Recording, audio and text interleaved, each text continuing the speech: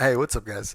So, I am so sorry about not posting for the last week and this past Wednesday. Last week, I had no voice. I couldn't talk at all. Was totally hoarse, and I got better, and then was sick again the past couple of days. But since I can talk, I want to make sure that I can actually uh, bring this message and keep going in our series through Matthew, which is actually at Matthew chapter 12. And we're at the very beginning of it. And if you guys notice, I've got a little bit of a different setup. I'm wearing this because I think this helps with the audio and the video a lot. Um, but we will see for sure when it uploads to YouTube. But Matthew 12 starts off, and this is where, Jesus says he's Lord of the Sabbath. Right at the end of Matthew 11, Jesus was calling everybody, to him to give true rest, and he was saying that, if you take his yoke, if you come and you join with him, and you walk with him, and you learn from him, that his burden is light, right? And now he continues on, and it says, at that time, Jesus went through the grain fields on the Sabbath, and his disciples were hungry and began to pluck the heads of grain and to eat. And when the Pharisees saw it, they said to him, "Look, your disciples are doing what is not lawful to do on the Sabbath." But he said to them, "Have you not read what David did when he was hungry? He and those that were with him, how he entered the house of God and ate the showbread, which was not lawful for him to eat, nor for those who were with him, but only for the priests? Or have you not read in the law that on the Sabbath the priests in the temple profane the Sabbath and are blameless? Yet I say to you, in this place there is one greater than the temple. But if you had known what this means, I desire mercy and not sacrifice, you would not have condemned the guiltless, for the Son of Man is Lord even of the Sabbath." And guys, it's that last part right there. Jesus says this repeatedly. And if you ever see something in the Bible that's repeated, it's probably something that you should pay attention to and you should look at, especially if it's something that Jesus repeats multiple times in his ministry. And what he repeats is, "I desire mercy and not sacrifice." And this sentence, though, "I desire mercy," but if you had known what this means, "I desire mercy and not sacrifice," you would not have condemned the guiltless. What has God always wanted? Old Testament and New Testament. What has he always wanted? He's wanted obedience to his word. God says in several places that he despises the sacrifices and the offerings that the people bring. And what he wants is for people to have a heart towards him and to obey the commands that he's given to them. He desires that people have mercy on one another. And this is, in one sense, the fulfillment of the law, right? It's not a misinterpretation of the law. It's not, some way that gets skewed often, which is often something that we see the Pharisees do, is kind of twist something around that's good into being something that's bad. But he's saying, if you had known what this means, "I desire mercy and not sacrifice," you would not have condemned the guiltless.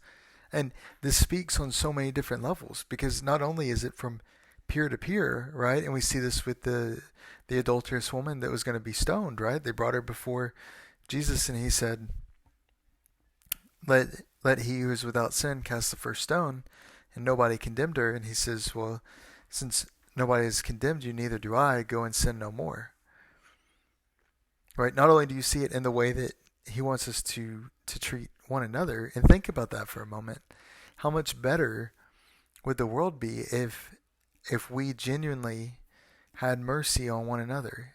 If you saw people for who they are, right? And see people as, and their responses to things that happen, as more of a reflection of who they are than a reflection of what's going on. Like if you're doing the right thing, right, and you're doing what's good, and like it says in I believe it's First Peter, how he says, "Do not grow weary in doing what is good." Right? If you're doing the right thing, I mean, people have all sorts of responses to the things that you'll do. But if you see that as who they are being manifest, right? Who they are showing through in their reaction, then you can love them into, truth. You can love them and guide them back in the way that they're called to walk, which is the way that is good, the way that is humble, and the way that is just. That's what you're able to do when you desire mercy over the pain of sacrifice, or over the pain of standing and pointing out the flaws of somebody else, and pointing to them to condemn somebody who's walking around without guilt. They may not know, if they're not of God, then they may not know that what they're doing is wrong. And there's people that that fall into traps in life that they don't have any idea of how to get out of them, and they don't understand what's going on and why they're depressed, or why they're angry, or why these things keep happening to them, or whatever it is. But if you desire mercy for them first, if you love them first, you can speak truth into that in a way that is helpful and not harmful. See, this is why I have a problem with the preachers that like to stand on the street corners and yell hellfire and brimstone and condemnation and stuff like that. That is not a helpful way of spreading the word, because you can say the right thing and do it in a wrong way, right? And Jesus talked about this in the Sermon on the Mount, about how you can do something but not have a heart for it, or you can have a heart for it and not do the right thing. The right way to do things is to have mercy and to love. And if the people of Israel had desired mercy and not sacrifice, not only would they not condemn those that are around them, but they wouldn't have condemned the most guiltless, which was Jesus. And see, they condemned him, they blamed him, and they killed him because they couldn't accept the things that he did. They couldn't,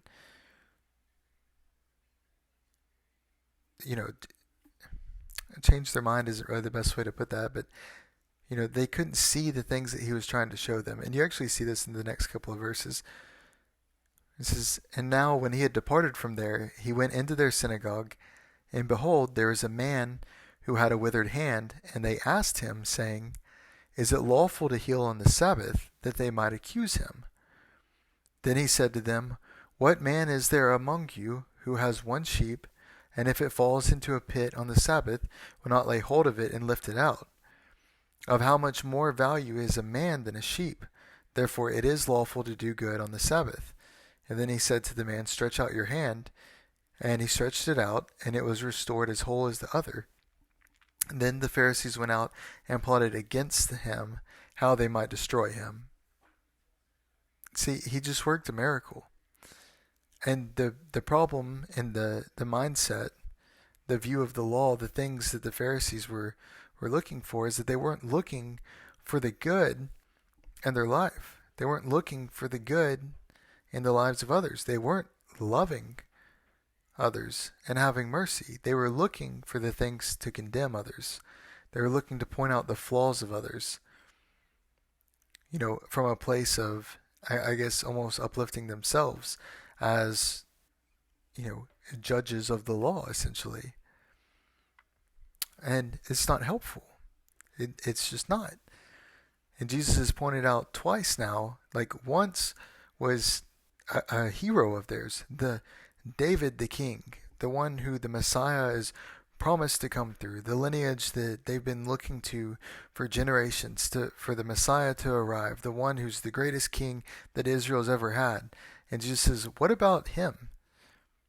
When he went into the temple and he ate the bread, and that wasn't lawful, and they don't look at that because they love David.